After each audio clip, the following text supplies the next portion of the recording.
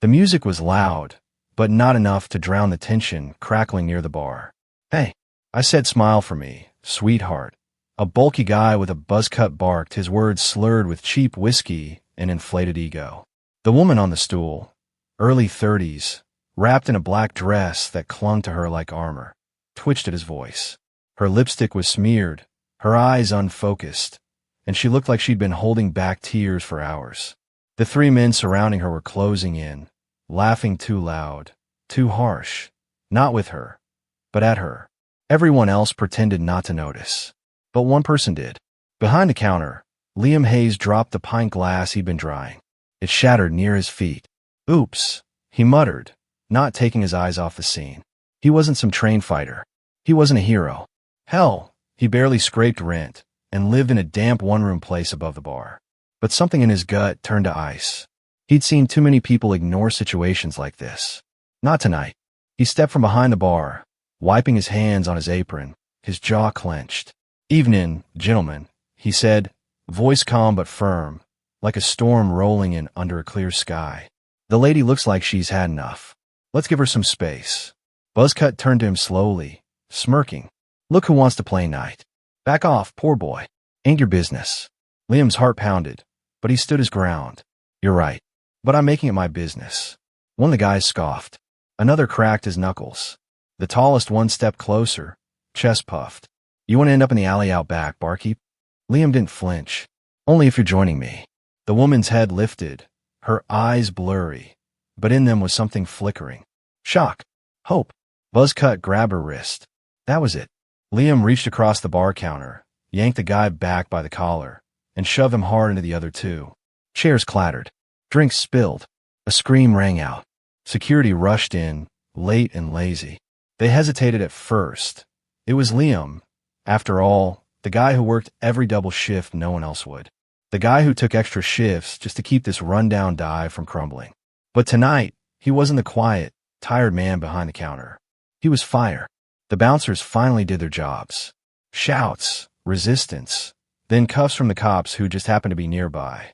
And through it all, Liam sat beside the woman, handing her water, checking her wrist. "You okay?" he asked gently. She blinked at him. You didn't have to do that." "Yeah," he said, breathing hard, "but someone should have." He got her a cab, paid for it himself. She didn't say much, only her name, Sierra. Then she was gone, and Liam returned to mopping blood and beer off the floor, wondering if he'd just made a very stupid mistake. He had no idea that moment, his quiet decision to step in, was about to rewrite the rest of his life.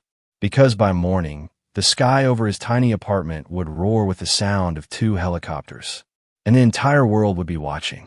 Liam was still asleep when the first chopper thundered over his rooftop. The entire building trembled. Picture frames clattered to the floor. His alarm clock blinked 6:42 a.m. in a haze of static red light. He sat up fast, tangled in a thrift store blanket, blinking hard. Then the second helicopter came, closer, louder, its blades slicing the morning air like some war movie scene, breaking into his very real, very broke life. He stumbled to the window in boxers and a threadbare hoodie, yanking open the blinds, and froze. 2 matte black helicopters hovered just feet above the cracked street. One had the letters Oren Holdings stenciled across its side in gleaming silver. The other bore no markings at all. Neighbors peeked out through curtains. Someone down the block screamed. A car alarm blared for no reason. Dust kicked up like smoke around them.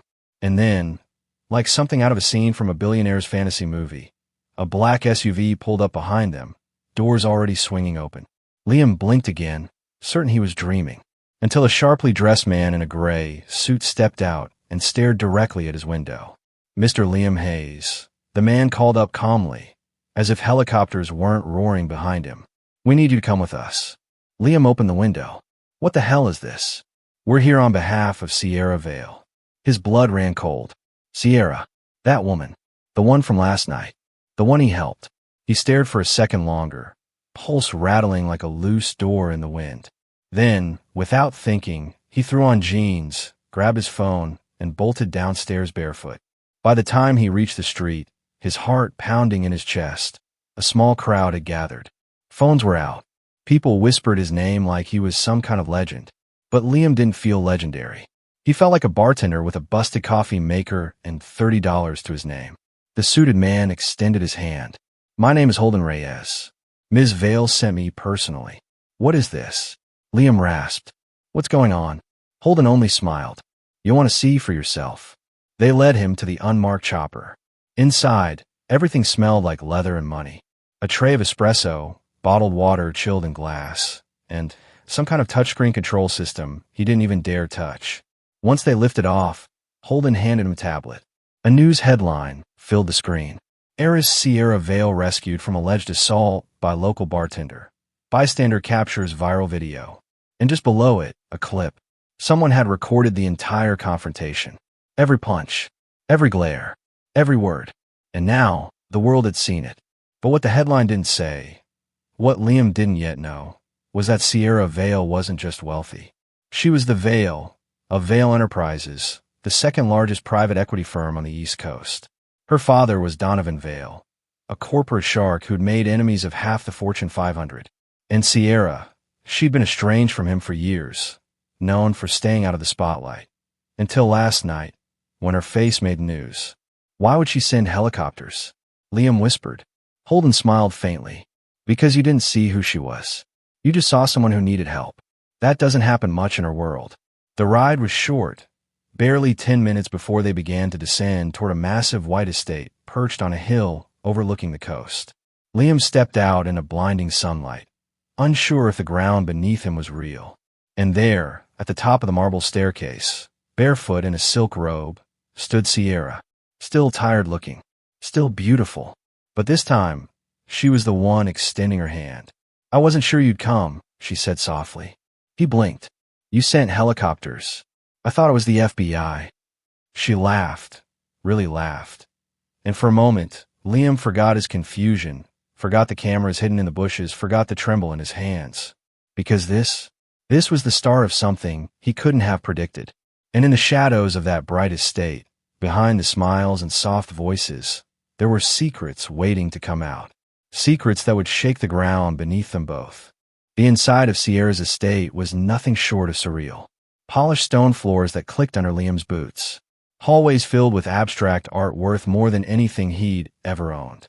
Glass walls opening into infinity pools, sun-drenched courtyards, and ocean views that looked computer-generated. And yet, despite all the elegance, the house felt cold. Like no one had laughed in it for a long time. Sierra walked ahead of him, silent for a while. Liam followed awkwardly, until they reached a quiet room lined with floor-to-ceiling bookshelves. A fire flickered low in the hearth, casting shadows on the Persian rug beneath a long, dark sofa. She motioned for him to sit. He didn't. "I'm not gonna lie," he said. "I don't know what the hell's going on, and I think I deserve to know before I go any further." Sierra sat down herself, looking older now, not in years, but in weight, like she'd been carrying something heavy for too long. "I was followed last night," she said finally. "I didn't want to go out. I'd argued with my father earlier. I needed air. I went to the bar to just disappear for a few hours." Liam folded his arms. "You didn't disappear." "No, you didn't let me."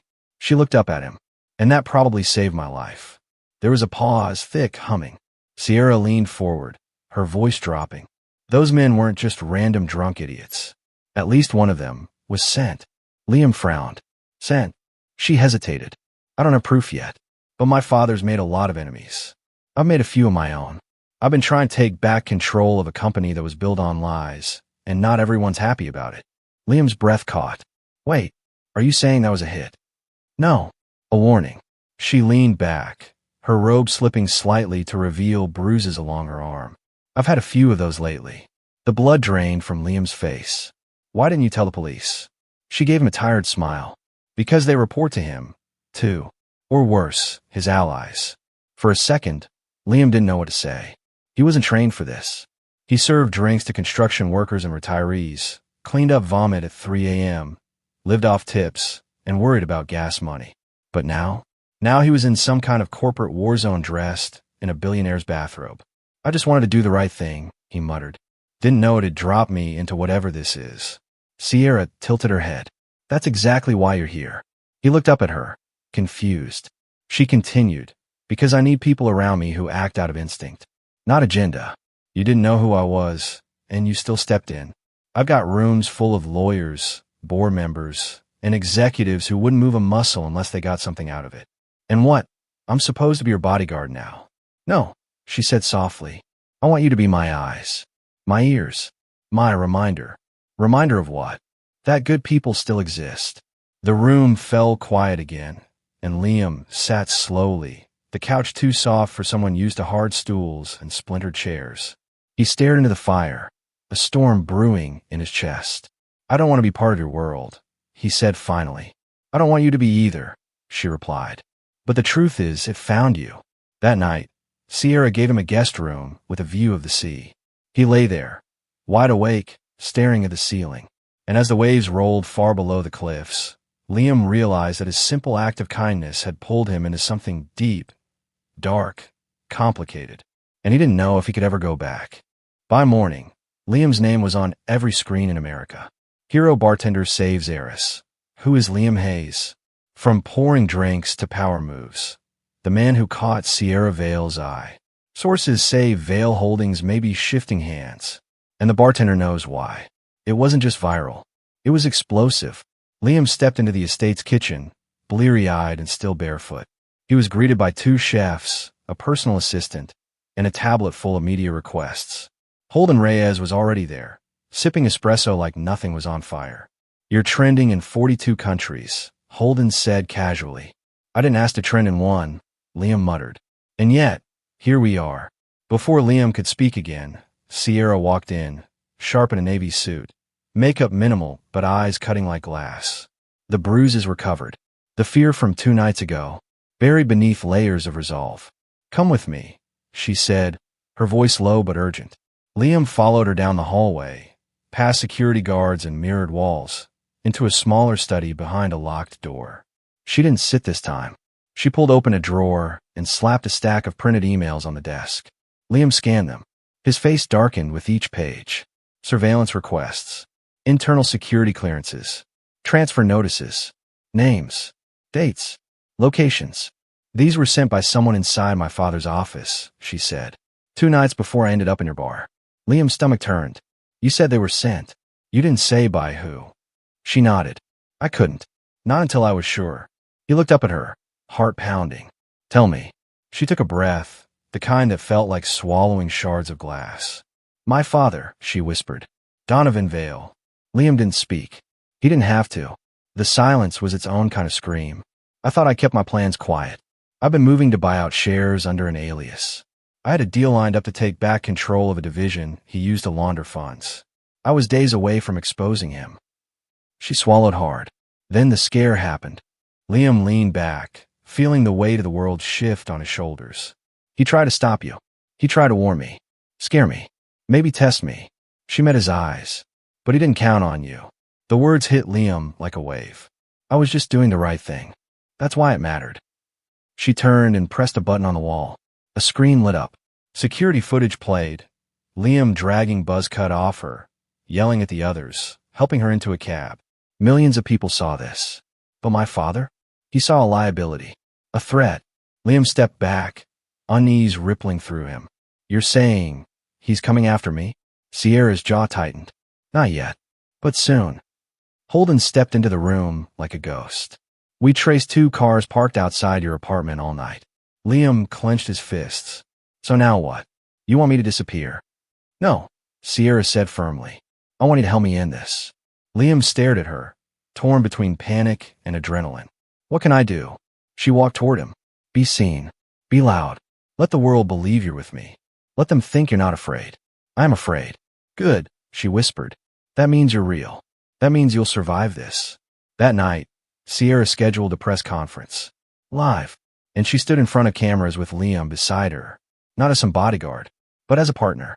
And as the lights blazed and the questions flew, Liam said just one thing to the crowd. I didn't do it for fame. I didn't know her name. I just knew what was right. It silenced the room. But deep behind the scenes, far from the cameras and glass towers, a phone buzzed in Donovan Vale's office. He picked it up, and when he saw his daughter on the screen beside a bartender, smiling, he didn't get angry. He smiled back. Because he was already 3 steps ahead. Liam had never worn a suit like this before. Tailored black, pressed sharp, like something off a movie set. He adjusted the collar awkwardly as they waited inside the elevator, rising floor by floor toward the Lion's Den, Donovan Vale's tower office. Security was tight. Cameras in every corner. Badges, scanners, metal detectors. But Sierra had made a move no one saw coming. She called for a private shareholder meeting to challenge her father's control. Backed by the board members she'd been flipping quietly for months. And now, they were walking into the center of it.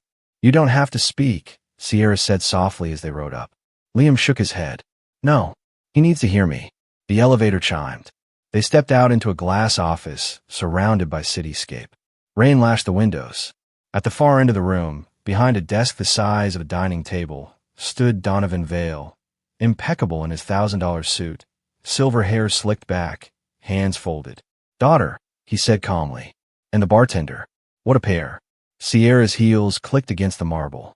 "You tried to scare me. You failed." He gestured around. "You're here, aren't you? Seems I succeeded." Liam stepped forward. "You had her followed. You tried to break her." Donovan's smile was pure ice. "No, I tested her. And now she brings you, the pet project, to finish the job." "I'm not a pet," Liam growled. "I'm the reason your plan unraveled." That earned a pause. Donovan rose, slow and deliberate. "Let's not pretend this is about you, son. You're a story the public will forget. She's the threat, and you're just a distraction. Then why do you look nervous?" Sierra snapped. He glared at her. "You don't understand the game. I do now. I learned it by watching you lie, control, and manipulate for years. But unlike you, I still have people who trust me." He scoffed. "And you think that'll last?" "I don't need forever," she said, tossing a folder on the desk. "Just long enough." He opened it, and his expression cracked. Inside were documents, transfers, proof, names of shell companies tied to embezzlement, secret accounts linked to board members, blackmail, bribery, coercion. And Liam, standing tall beside her, pulled out a flash drive. "Your security guard in Chicago," he said. "He recorded everything. He thought you were untouchable. Turns out, he just needed someone to listen." Donovan's hand clenched around the folder. "You think this will bury me?" he hissed. "No," Liam said, staring him down. "You buried yourself. I just handed you the shovel." The doors burst open. 2 federal agents stepped in, flanking the room. Donovan didn't resist. He only looked at Sierra, his expression unreadable. "You'll regret this," he said quietly. "No," she replied. "I already regretted trusting you." As they led him away, the sky outside broke open with thunder. Weeks passed. The trial went public. The tapes Liam handed over shook the city's elite. Executives resigned. Lawsuits bloomed like weeds. But the Vale name survived, barely, under new hands. Under Sierra's. Liam returned to the bar once, but it wasn't home anymore. He couldn't unsee what he'd seen. He wasn't just a bartender now. He was something more. A man who stood up when it mattered. A man who'd changed the course of another person's life. Not for profit, not for power, but for kindness. Sierra met him on the cliffs one morning, both holding coffee. "You still think I'm crazy for sending helicopters?" she teased. He smirked. "Yeah, but I'm glad you did." She looked at him. Not as a savior. Not as a symbol. Just as a man who made a choice, when no one else would. "I never said thank you," she whispered. "You never had to," he replied. And with the wind roaring behind them, they stood at the edge of everything that had changed. Not as billionaire and bartender, but as 2 broken people who helped each other heal.